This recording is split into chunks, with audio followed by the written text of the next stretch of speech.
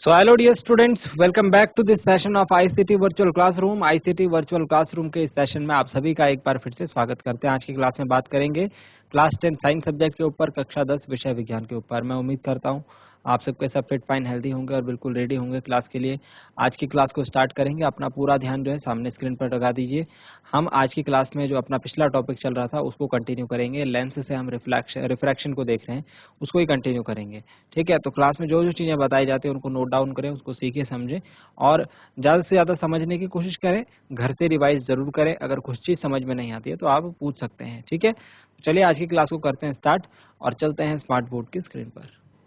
चलिए, तो हम बात कर रहे थे लेंसों द्वारा प्रतिबिंब बनना और उसमें हम देख रहे थे सबसे पहले उत्तल लेंस द्वारा किस तरीके से प्रतिबिंब बनता है। इसके हमने 2 केस देखे थे। अब हम आज थर्ड केस के ऊपर बात करते हैं। तो कंटिन्यू करेंगे टॉपिक को और हेडिंग पुटअप करेंगे। उत्तल लेंस द्वारा लेंसों द्वारा प्रतिबिंब बनना, उसमें हम लिख रहे हैं उत्तल लेंस के द्वारा किस तरीके से प्रतिबिंब बनता है और उसका केस नंबर 3 हम देख रहे हैं। तो केस नंबर 3 के अकॉर्डिंग वस्तु को रखा गया है 2F1 पर। वस्तु को रखा गया है 2F1। ठीक है, 2F1 पर रखा तो इसका प्रतिबिंब बनाने के लिए हमें क्या चाहिए, 2 किरणें चाहिए होंगी, है ना। तो 2F1 पर अगर हमने इसे रखा तो उसके बाद हम चेक करते हैं इसका प्रतिबिंब किस तरीके से बनेगा। तो हमें 2 किरणें चाहिए होती हैं, 2 आपतित और उनकी 2 अपवर्तित किरणें, यानी जो रिफ्रैक्टेड रेज होती हैं वो जहां पर मिलती हैं वहां पर हमारा प्रतिबिंब बनता है। तो एक तो मैं ये सिंपल से सिंपल ये ले लेता हूँ, जो O से होकर जाएगी, है ना, तो बिना किसी विचलन के सीधी चले जाती है ना। इसके बाद दूसरी जो है, यहाँ से ले लीजिए parallel to the principal axis, मुख्य अक्ष के समांतर। और मुख्य अक्ष के समांतर जाने के बाद क्या होगा, इसका मुख्य अक्ष के समांतर जाने के बाद ये कैसे अपवर्तित हो जाएगी, ये कुछ इस तरीके से अपवर्तित हो जाएगी, देखेंगे इस तरीके से डियर स्टूडेंट्स, फोकस से होकर। ठीक है, फोकस से होकर जाएगी। तो कहां पर मिली दोनों किरणें, ये दोनों किरणें मिली हैं यहां पर, इस बिंदु पर, है ना। इसे थोड़ा सा लाइटली पीछे किया जाए। ठीक, तो हमने क्या देखा, हमने ये देखा कि जो प्रतिबिंब है वो कहां बना, प्रतिबिंब बना यहां पर। ठीक है, तो अगर आप इसे कैलकुलेशन के साथ बनाएंगे, बिल्कुल एग्जैक्ट कैलकुलेट करके, तो ये जो प्रतिबिंब बनेगा ये वस्तु के समान साइज का बनेगा। ठीक है, और कहां पर बनता हुआ दिख रहा है हमें, 2F2 पर। ठीक है, जिसे हम 2FP कह रहे हैं। ओके, तो हम ये कह सकते हैं कि 2F पर प्रतिबिंब बन रहा है।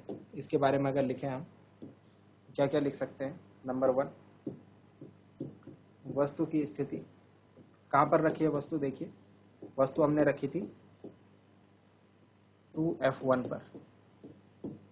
ठीक है, सेकेंड, प्रतिबिंब की स्थिति, वस्तु का प्रतिबिंब कहां पर बना है,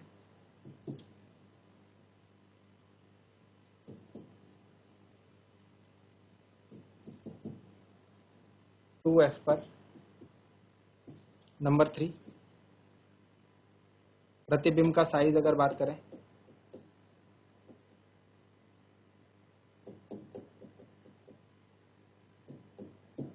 वस्तु के बराबर ही साइज है, जितनी वस्तु थी उतना ही बड़ा प्रतिबिंब बना है। और लास्ट नंबर पे बात करें प्रतिबिंब का प्रकृति,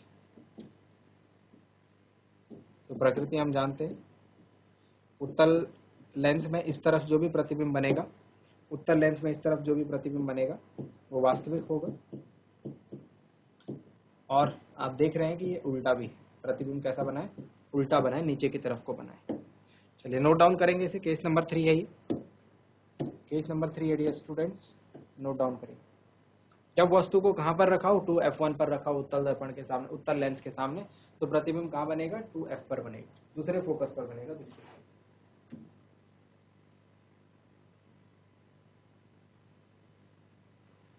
नेक्स्ट केस देखते हैं, इसके बाद जल्दी से इसे नोट डाउन कीजिए। ये जो भी आप बना रहे हैं, जो भी डायग्राम आप बनाएंगे, ये आप जो है पूरे कैलकुलेशन के साथ बनाएंगे, पूरी मेजरमेंट लेकर के बनाएंगे, स्केल और इन सारी चीजों का यूज करते हुए बनाएंगे। तो आप देखना एग्जैक्ट आपका वस्तु की स्थिति आपको पता होनी चाहिए, बस जो प्रतिबिंब बनेगा उसकी स्थिति आपको ऑलरेडी पता लग जाएगी। ठीक है, अब की बार हम वस्तु को रख रहे हैं, अब की बार हम वस्तु को रख रहे हैं कहां पर, यहां पर। तो ये पोजीशन कौन सी हो गई, 2f1 और f1 के बीच। नेक्स्ट पोजीशन आ गई 2f1 और f1 के बीच, ठीक है। तो यहाँ से दो किरणें चाहिए होंगी, पहली किरण तो ये हो गई, है ना, और ये क्या हो जाएगी, ये इस तरीके से चली जाएगी,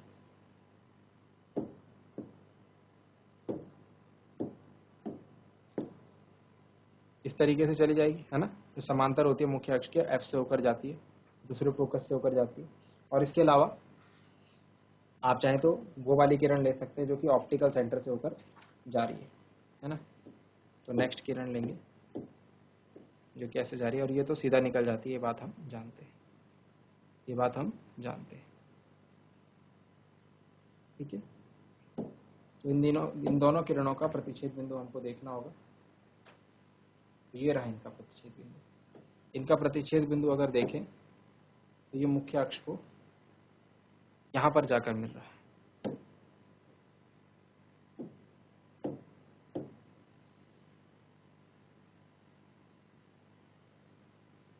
प्रतिबिंब बन रहा है इस बिंदु पर।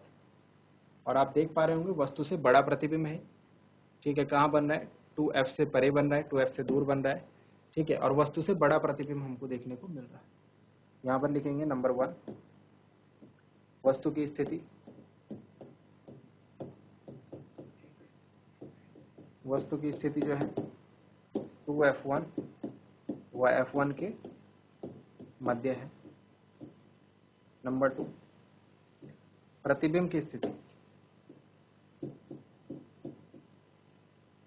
प्रतिबिंब की स्थिति जो है वो 2f से परे, 2f से दूर बन रहा है। तीसरे नंबर पर अगर बात करें तो प्रतिबिंब का साइज,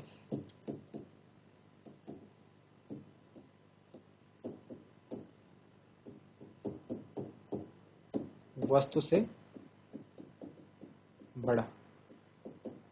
और लास्ट नंबर पे प्रकृति अगर देखें, प्रतिबिंब की प्रकृति तो क्या है भाई, वास्तविक और उल्टा।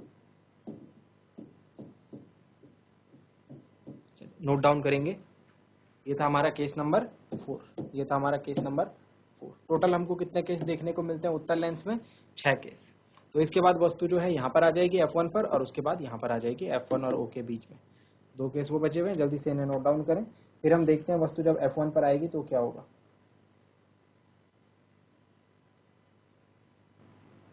चलिए जल्दी से नोट डाउन करेंगे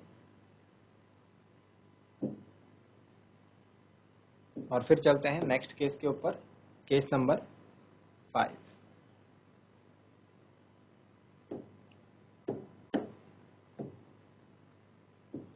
केस नंबर 5 में हम वस्तु को लेकर के आ गए हैं F1 पर। तो जब वस्तु F1 पर हो उसका प्रतिबिंब किस तरीके से बनेगा जरा देख लेते हैं। तो सबसे पहले तो एक किरण इस प्रकार से, ठीक है, और ये कैसे होकर जाएगी ये बात हम जानते हैं, F से होकर जाती है। और दूसरी किरण कुछ इस प्रकार से जो कि प्रकाशिक केंद्र से होते हुए जाए। तो ये दोनों ही किरणें हमको क्या देखने को मिल रही हैं, पैरेलल देखने को मिल रही है, पैरेलल देखने को मिल रही है।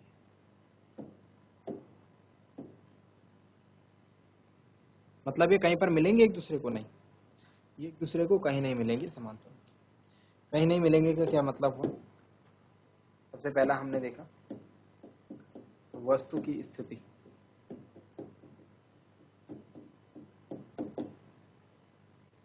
वस्तु की स्थिति क्या है F1 पर। नंबर 2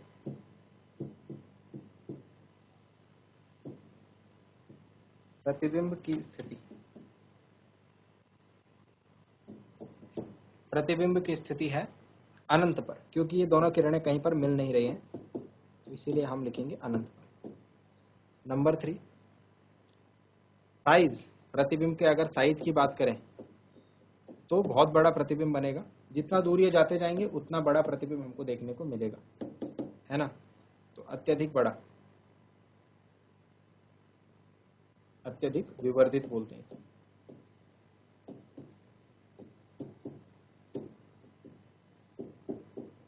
अत्यधिक विवर्धित। ठीक है। नंबर 4, साइज के ऊपर बात कर ली हमने, वस्तु की स्थिति, प्रतिबिंब की स्थिति, साइज, और प्रकृति की बात करें तो अभी भी ये वास्तविक और उल्टा ही।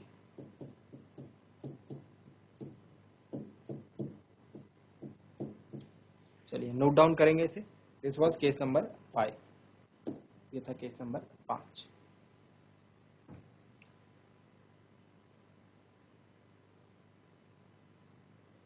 नोट डाउन करेंगे।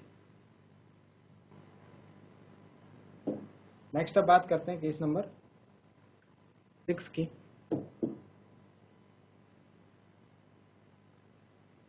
केस नंबर 6 की बात करते हैं।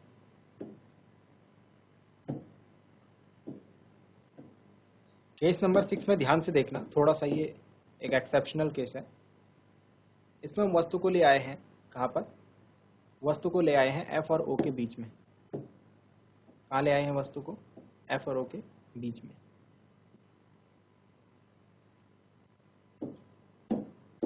ठीक है। अब देखिए जरा प्रतिबिंब देखना ध्यान से। एक किरण मैंने ये ले ली इस तरीके से,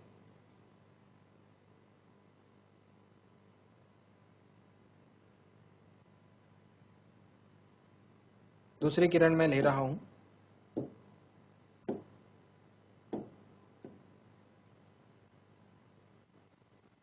जो कि मुख्य अक्ष के समांतर है। ठीक है। समांतर होने के कारण ये कहां से जाएगी, कहां से गुजरेगी?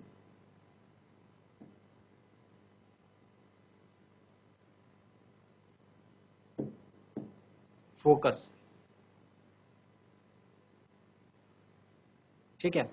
अब देखिए ये दोनों किरणें कहीं भी प्रतिच्छेद होती हुई नहीं दिख रही। ये दोनों किरणें कहीं भी प्रतिच्छेद होती हुई नहीं दिख रही। बट अगर ध्यान से देखें, अगर ध्यान से हम देखें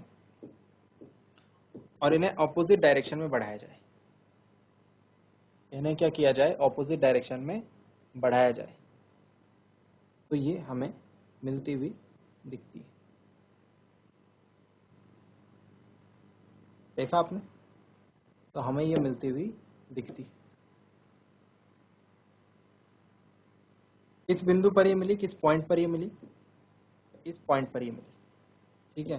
तो इमेज कहां पर बनेगी? मतलब इमेज बनेगी यहां पर, और इस तरीके से बनेगी इमेज। इमेज बनेगी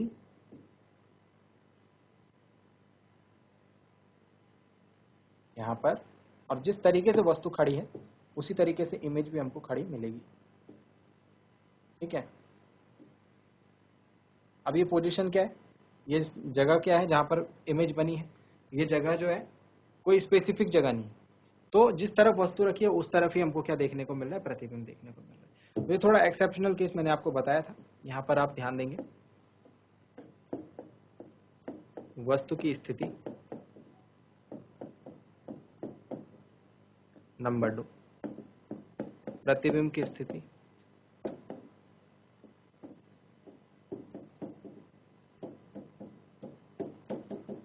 नंबर 3, प्रतिबिंब का साइज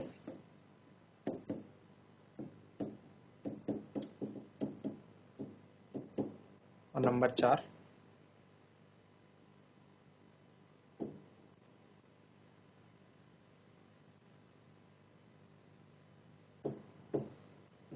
प्रतिबिंब की प्रकृति। ये चारों चीजें इसके केस के लिए आप याद रखें।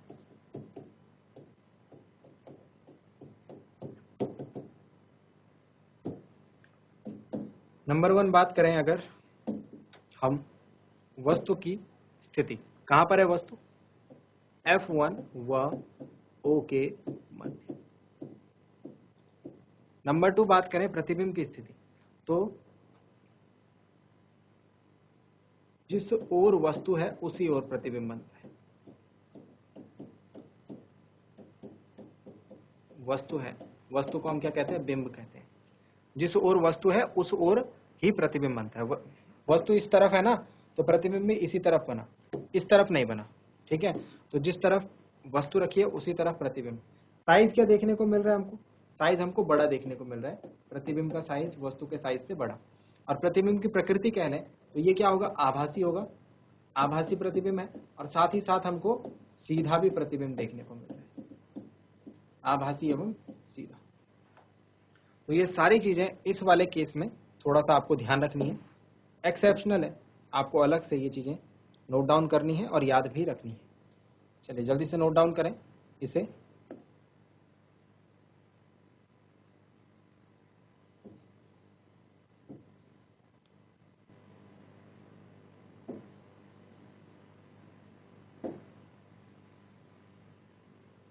चलिए जल्दी से नोट डाउन करेंगे। लास्ट केस है इस केस में इसका, तो इसीलिए इसको ध्यान भी रखेंगे।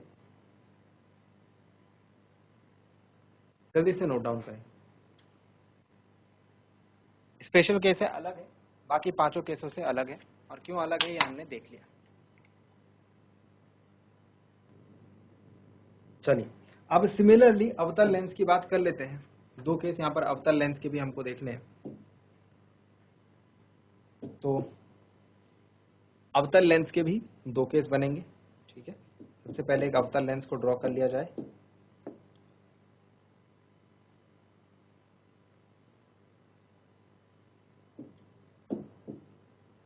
तो मैं आपसे फिर से कह रहा हूं, जब आप इनको ड्रॉ करें तो आपको बहुत प्रिसाइज रहना है।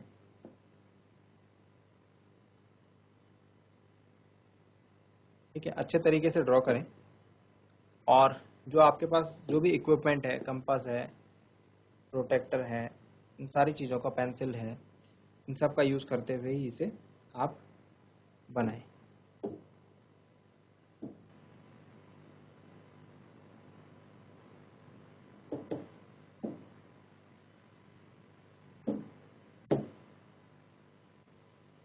ओके, सो ये हमने कॉन्केव मिरर, कॉन्केव लेंस को बना दिया यहाँ पर, ठीक है। और इस कॉन्केव लेंस से रिलेटेड हम लोग अब जो दो केसेस बचे हैं, पेंडिंग हैं, उनको देखते हैं, ठीक है, वन बाय वन देखेंगे। तो सबसे पहले फर्स्ट केस के ऊपर बात कर लेते हैं। ये इसका प्रिंसिपल एक्सिस हो गया। प्रिंसिपल एक्सिस पे हमको जानते हैं हमें क्या क्या देखने को मिलेगा। प्रिंसिपल एक्सिस पे हमको देखने को मिलेगा O,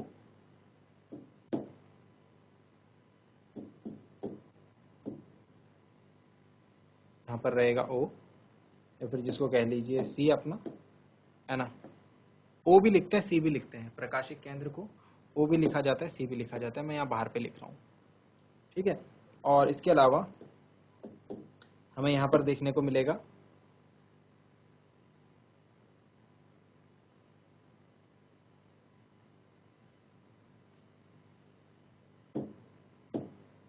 ठीक उसी प्रकार से एक फोकस यहाँ पर, एक फोकस यहाँ पर, एक फोकस यहाँ पर, और एक फोकस यहाँ पर, ठीक है। तो हमें देखने को मिलेंगे F1 2F1 F2 2F2, ठीक है। और F2 2F2 के हमें यहाँ पर नीड पड़ती नहीं है, इसीलिए हम दोनों ही केसेस में F2 2F2 को नहीं लिखेंगे, बट मैंने पॉइंट आपके लिए ड्रॉ करके छोड़े हुए हैं, ठीक है। अभी देख लेंगे केस हम लोग, इनकी ज़्यादा जरूरत नहीं पड़ती। तो सबसे पहले केस 1 देखेंगे, ये हो गया हमारा अवतल लेंस का केस, ठीक है। उत्तल लेंस के 6 केस के बाद ये अवतल लेंस का पहला केस। सबसे पहला केस है, इसमें ऑब्जेक्ट को हमने रखा है अनंत पर, वस्तु को कहाँ रखा है, अनंत पर,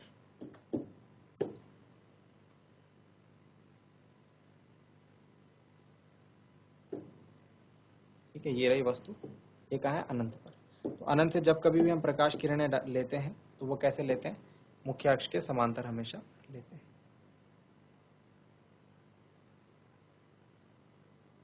मुख्य अक्ष के समांतर।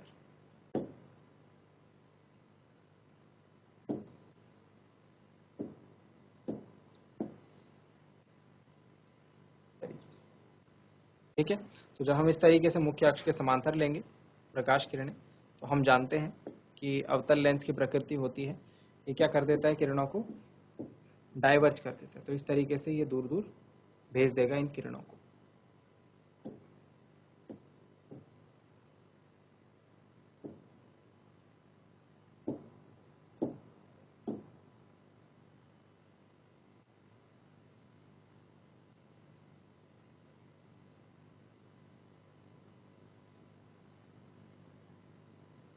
तो मिलेंगे नहीं है कहीं, लेकिन हम क्या करते हैं इनको मिलाने के लिए, ऑपोजिट डायरेक्शन में बढ़ाते हैं। ऑपोजिट डायरेक्शन में बढ़ाया गया तो हमें पता लगा कि जो प्रतिबिंब बन रहा है वो कहाँ पर बन रहा है, यहाँ पर, इस F1 पर। ठीक है, तो यहाँ लिखेंगे वस्तु की स्थिति क्या क्या है।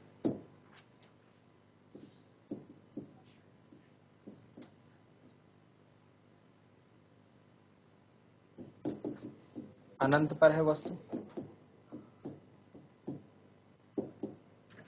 नंबर 2, प्रतिबिंब की स्थिति।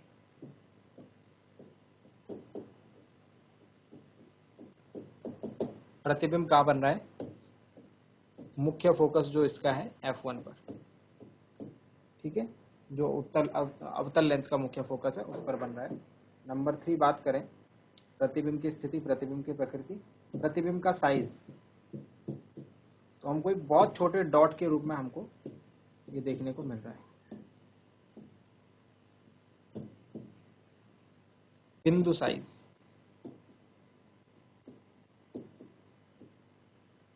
और नंबर 4 की बात करें तो प्रतिबिंब की प्रकृति आएगी, और प्रतिबिंब की प्रकृति हम जानते हैं ये आभासी प्रतिबिंब होगा। क्यों?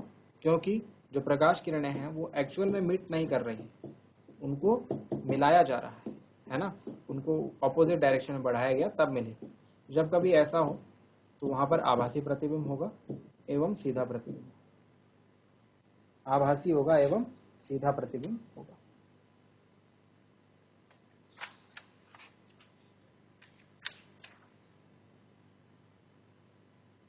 ठीक हो गया। नेक्स्ट जो इसका केस नंबर 2 है उसे समझते हैं, पहले से नोट डाउन करें जल्दी से।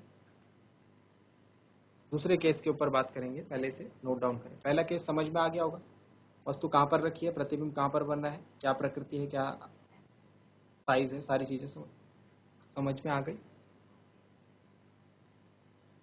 गुड। नेक्स्ट अगर बात करें तो जो इसका सेकंड केस है और हमारे लेंसों द्वारा प्रतिबिंब बनने का लास्ट केस भी है ये, इसके ऊपर बात करते हैं।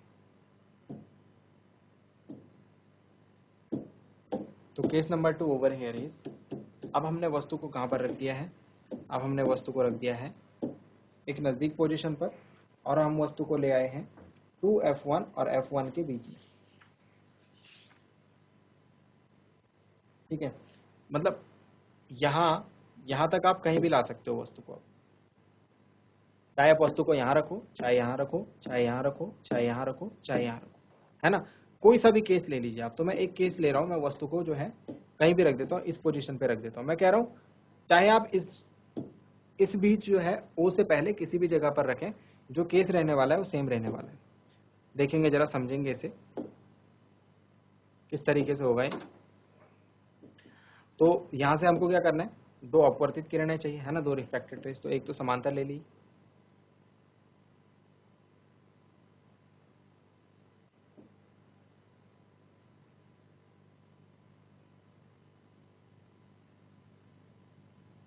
ठीक है, जो कि क्या होगी, ये किरण क्या होगी, मुख्य अक्ष के समांतर आपतित है, तो ऐसे चली जाएगी आफ्टर रिफ्रैक्शन, है ना, हम जानते हैं ना इसे।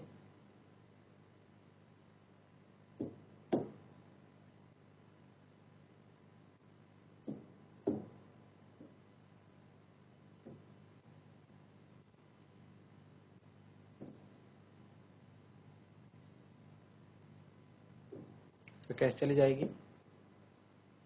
तरीके से चली जाएगी, और ये कहीं पर जब हम इसे ऑपोजिट डायरेक्शन में बढ़ाएंगे तो F1 पर मिलती हुई प्रतीत हो। ठीक हो गया, F1 पर मिलती हुई प्रतीत हो। पहला तो समझ में आ गया, पहले किरण का समझ में आ गया। अब सेकेंड रे लेते हैं, सेकेंड रे लेते हैं जिसमें हम यहाँ से एक किरण को जिस प्रकार से लेते हैं कि जो O से होकर जा रही है, और आप जानते हैं ये किरण जो है सीधे चली जाती है। तो प्रतिच्छेद बिंदु हमें जो मिला है अल्टीमेटली वो मिला है यहाँ पर। कहाँ पर मिला है, यहाँ पर, मतलब प्रतिबिंब यहाँ कहीं बन रहा है। फिर से दिखाते हैं आपको, जो हमको प्रतिच्छेद बिंदु मिला है वो मिला है ये। मतलब प्रतिबिंब बन रहा है यहाँ पर, ठीक है। तो यहाँ पर प्रतिबिंब को बनाने की कोशिश करते हैं, ये वस्तु है, इसका प्रतिबिंब यहाँ पर अगर हम फिट करने की कोशिश करें तो ये कुछ इस तरीके से आएगा, लेकिन प्रतिबिंब जो होगा वो बनेगा वस्तु से बहुत छोटा। तो क्या कहा, ये चाहे कोई भी केस ले लीजिए आप, चाहे आप इस वस्तु को यहाँ रख दें, यहाँ रख दें, यहाँ रख दें, यहाँ रख दें, यहाँ रख दें, है ना, प्रतिबिंब ने हमेशा दर्पण के लेंस के इसी तरफ बनना है, ठीक है, और F1 और O के बीच में ही बनना है, F1 और O के बीच में ही बनना है। तो जल्दी से लिखेंगे, यहाँ पर हमने क्या क्या सीखा। यहाँ पर हमने सीखा नंबर 1,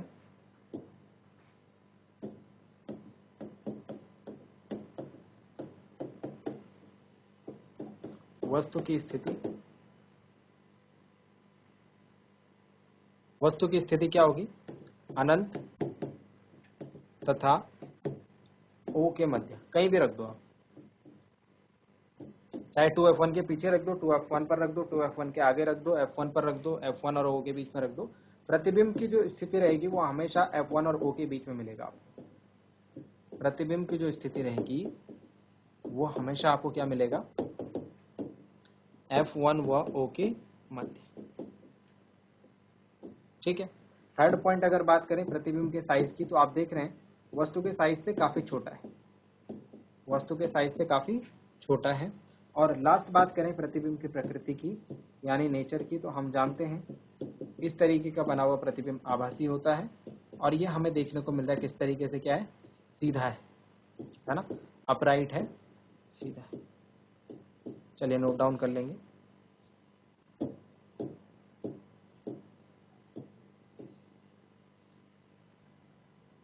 तो प्यारे बच्चों, आज की क्लास में हमने क्या देखा, उत्तल लेंस और अवतल लेंस द्वारा जो प्रतिबिंब बनता है उनके किरण आरेख देखे, बहुत इंपॉर्टेंट रहते हैं आपके एग्जाम में, क्वेश्चन न्यूमेरिकल आता है उसमें आपसे किरण आरेख भी पूछ लिया जाता है। तो जो 6 केस आपके उत्तल लेंस द्वारा प्रतिबिंब बनने में होते हैं और 2 केस हमारे अवतल लेंस द्वारा बनने वाले प्रतिबिंब में होते हैं, टोटल 8 केस होते हैं। ये 8 के 8 केस आपको एज इट इज याद होने चाहिए, चाहे इनका किरण आरेख कभी भी आपसे बनाने को बोला जाए आप इसे बना सकें, ठीक है। तो उम्मीद करता हूँ आज की क्लास में आपको कुछ नया सीखने को मिला होगा, घर से एक बार रिवाइज जरूर करें। मिलते हैं अगली क्लास में ऐसे ही किसी इंपॉर्टेंट और इंटरेस्टिंग टॉपिक के साथ। क्लास से जुड़ने के लिए आप सभी का बहुत बहुत धन्यवाद।